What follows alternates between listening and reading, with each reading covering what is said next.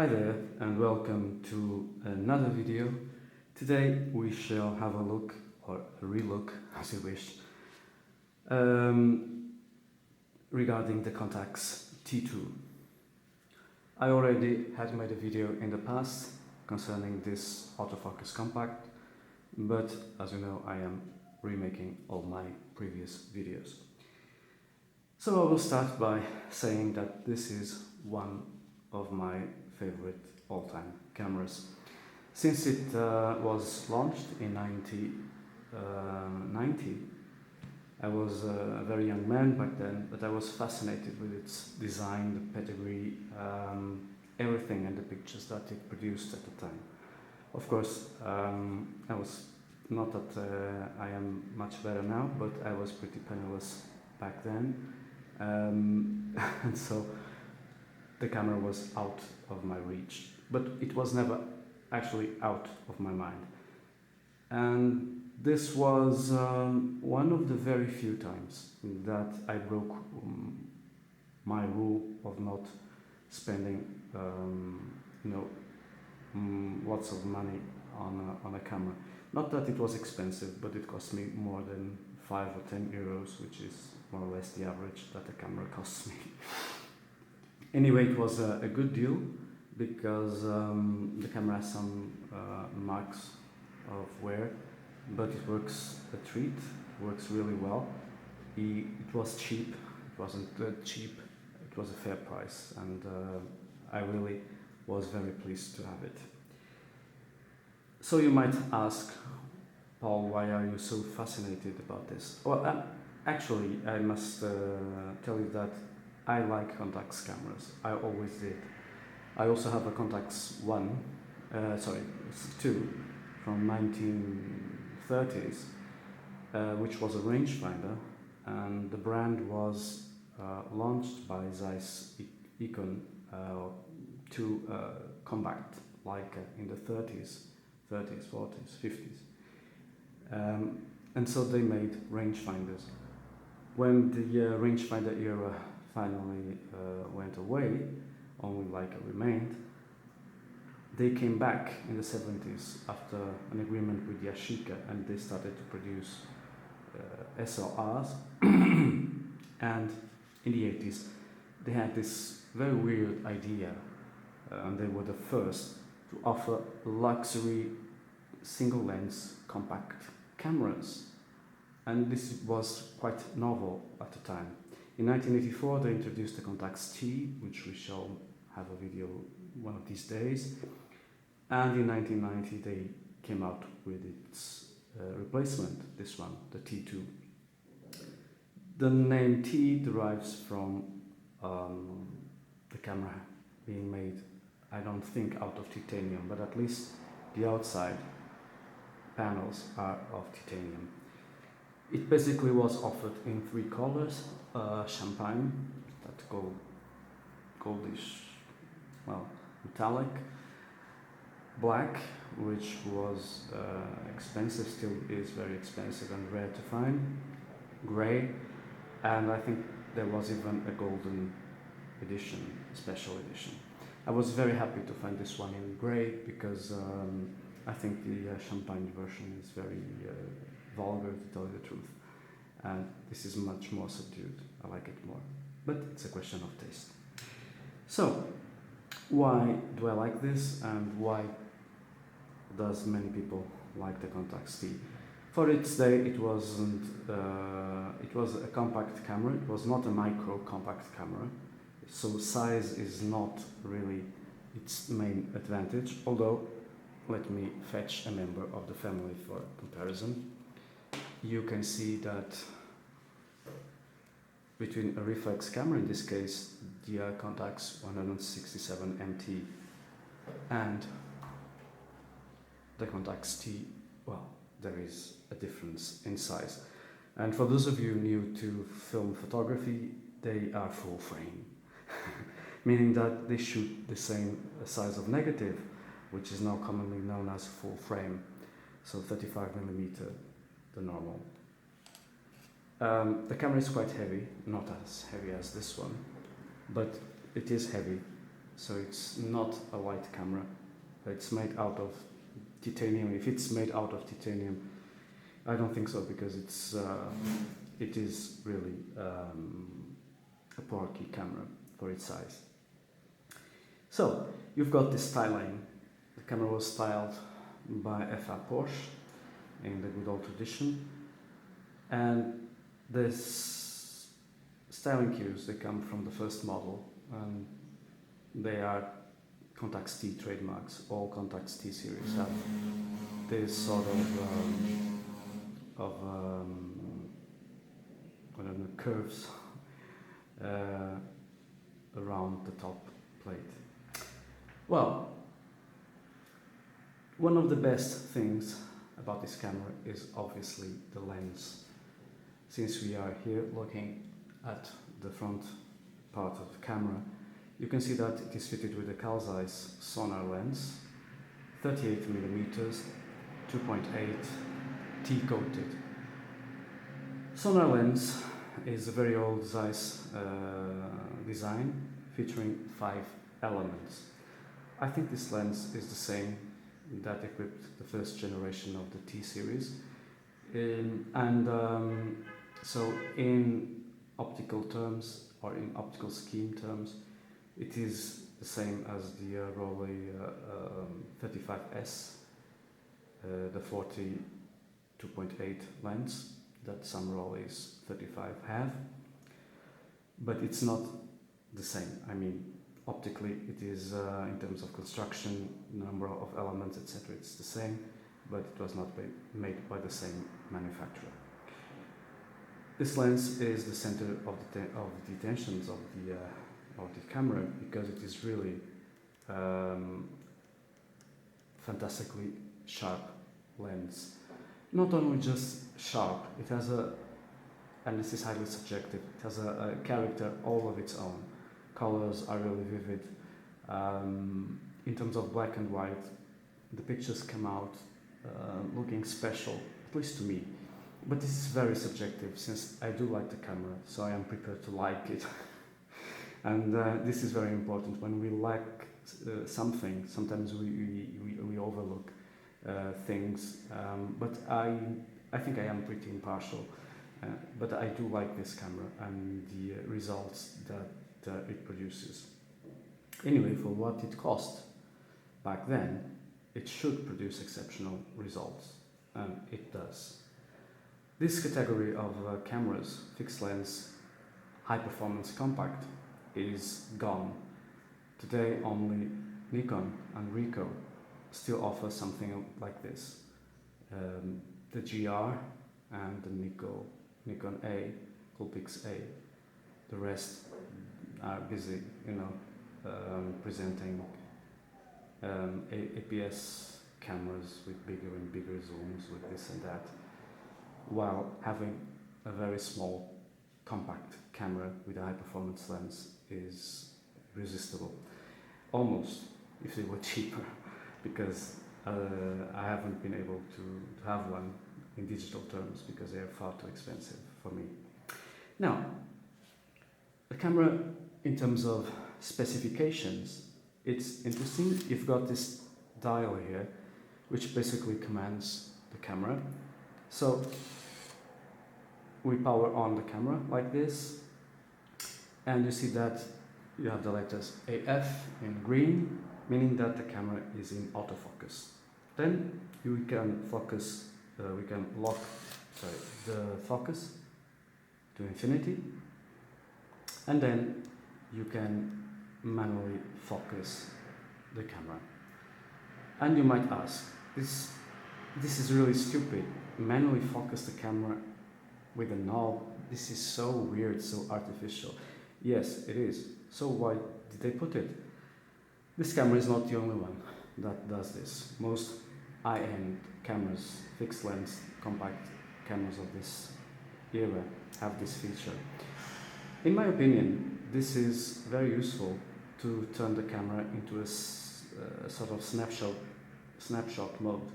You just pre-focus, let's say, to 2.5 meters or 3 meters, and then close down the lens to imagine f11, And basically you don't have to focus anymore, because everything will be pretty much in the depth of field limits of the lens. And so you don't have any autofocus to worry about, no shutter lag because of autofocus, nothing. So that's why they have put this here.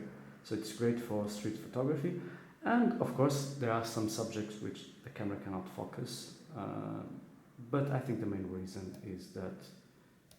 is to offer a quick focusing mode without focusing at all. So this is the shutter button, and the camera makes this noise.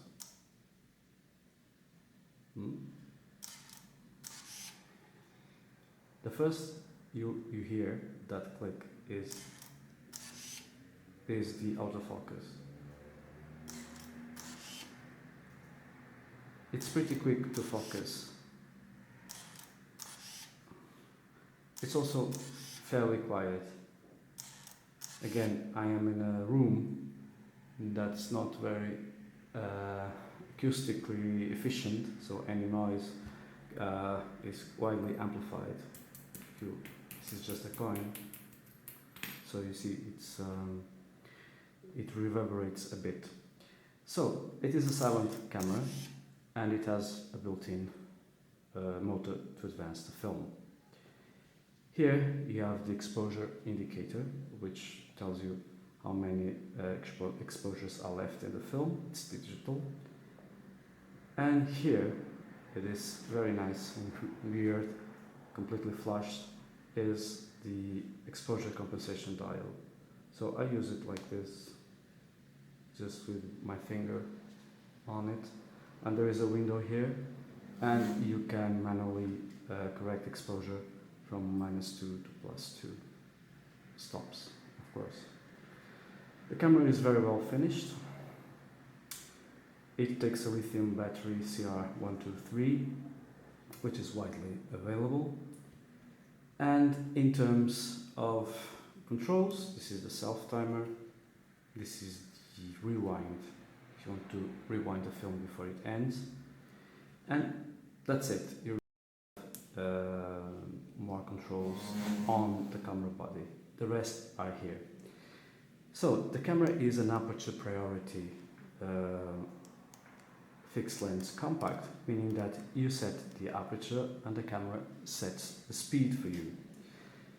You can choose from f4 to f16.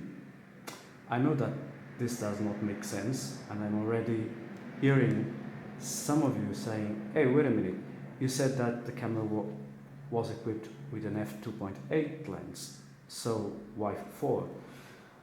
Yeah, that's a very good question, because Contax decided to use the position 2.8 to make the camera work in program mode. So when it is in 2.8, actually the camera is in program mode. So manually, in terms of manually selecting the diaphragm, you are limited to f4, 5.6, 8, 11 and f16. This sucks, I know, and I don't have an explanation why they have used it. Perhaps some technical difficulty, limitation, I don't know, it doesn't make any sense. Anyway, if you find that 2.8 is what you need, you can always resort to the exposure compensation and try to lower the ISO of the film in order to get 2.8 activated by the program. Next to it, you've got the flash symbol. This is the reduction, red eye reduction, and this is force flash. Of course, there is no fancy slow sync flash, nothing of the kind. This is really a very simple camera. And just the fact that you don't need a special menu, just like a CM to cancel the flash, or even some other point and shoots that always have that function on. Here it is by nature always off, and I do agree with their philosophy. I just wish that they should have added an extra, click point here to give access to the 2.8 aperture. Well, so the shutter is capable from speeds from 8 seconds to 1/500th of a second. The shutter, of course, being a leaf shutter. And the lens uses a 7-blade diaphragm.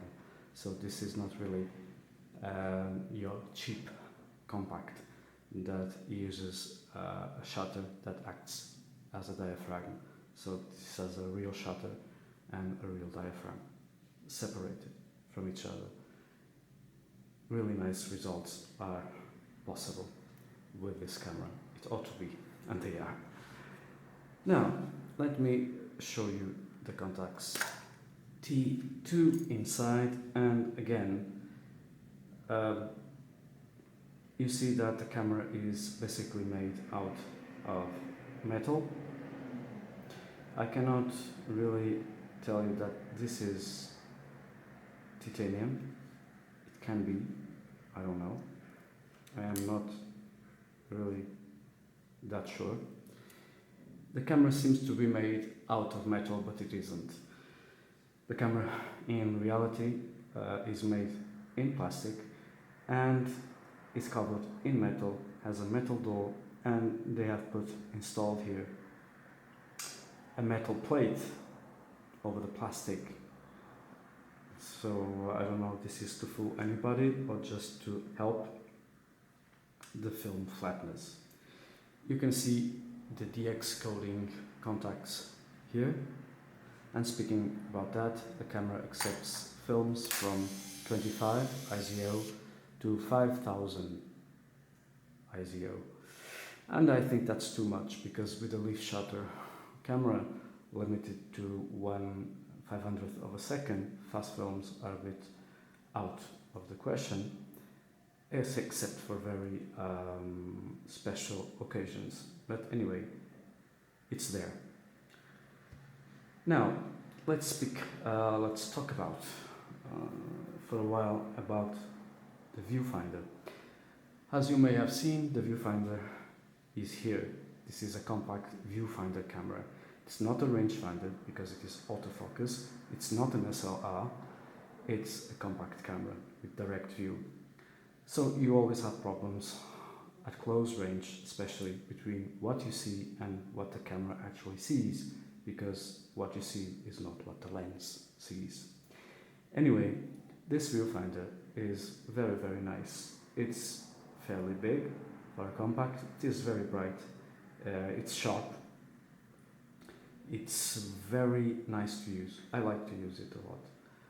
If you have used the Leica Mini Lux, for instance, it's the very opposite. This is big, bright, sharp, not tunnel-like.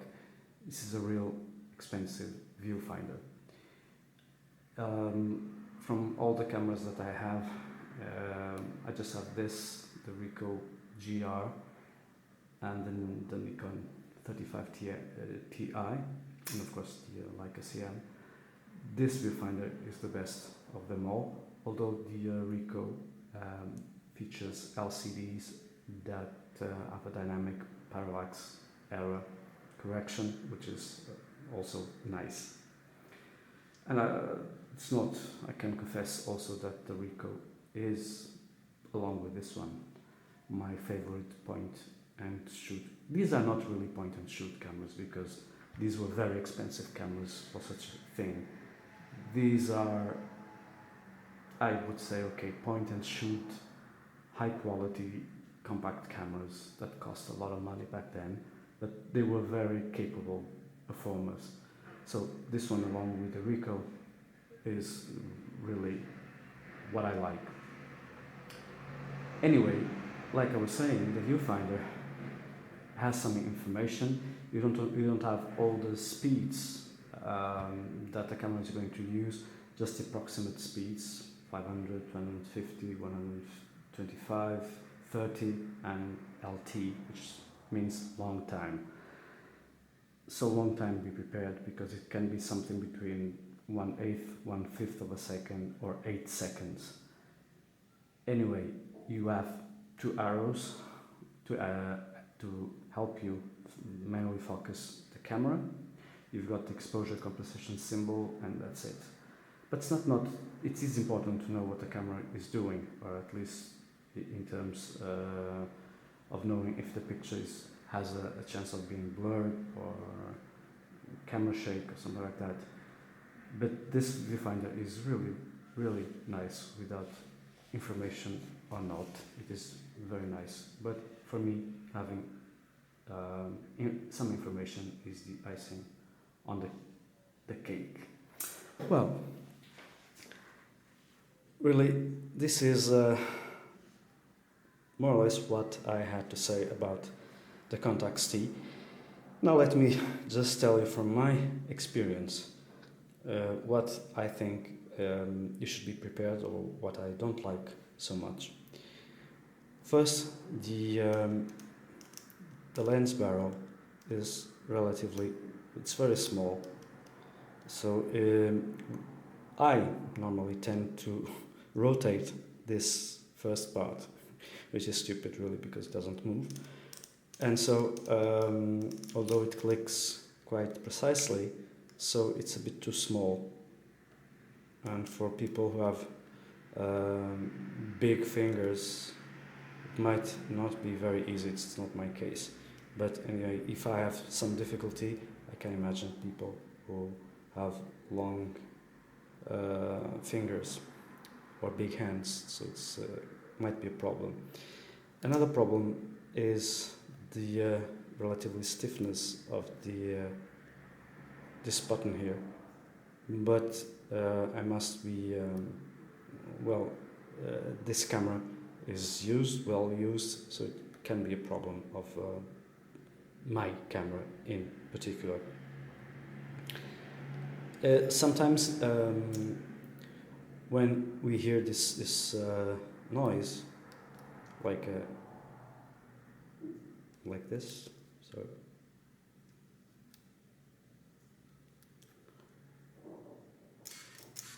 well, it didn't make it, but sometimes it makes a noise, the autofocus, and we think that we have already taken the picture, and we didn't. Anyway, I like it. It's not very fast, as you can see, but this is 1990, so for 1990 it's the average. The weight is something that gets on to you, because if it had other ways to carry, besides this wrist strap, possibly the weight would be more bearable. It's not that it is unbearable, it's not that. It doesn't weigh half a kilo or 1 kilo. It's not that. But it's not a camera that is very, very light. It's not like the Ricoh GR, for instance, GR1, which is feather light. This one is not. So you have to be careful with your wrists, mainly. One nice not so nice thing is that the camera cannot take filters. So I know that in the past some old filters were available, push on, but I think they would damage the paint or the finish of the lens. At the end of this video, there are some pictures taken by me in black and white with this camera, and I tried. One of the things that I know by experience is that the autofocus works really, really well. It's very hard to fool this autofocus, even photographing through windows or reflections. It's really very nice. It's not as quick as an SLR again, but it's really nice. And here, let's power off the camera. We're done for today.